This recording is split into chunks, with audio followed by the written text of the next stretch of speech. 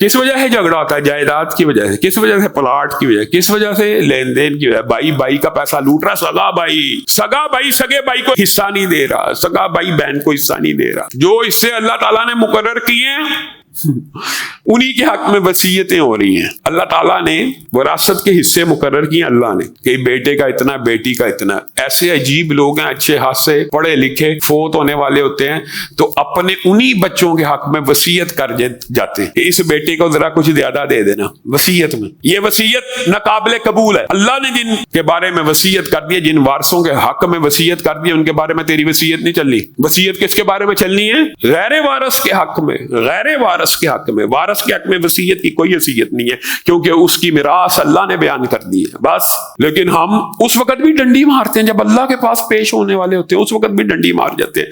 बेटी गरीब रही है इसके हक में, हाँ बच्चियों के साथ उसने सलूक होना चाहिए, मामला होना चाहिए, लेकिन वारस के हक में वसीयत नहीं होनी चाहिए। अल्लामा हिशाम इलाही ज़हीर ऑफिशियल चैनल को सब्सक्राइब कर लें।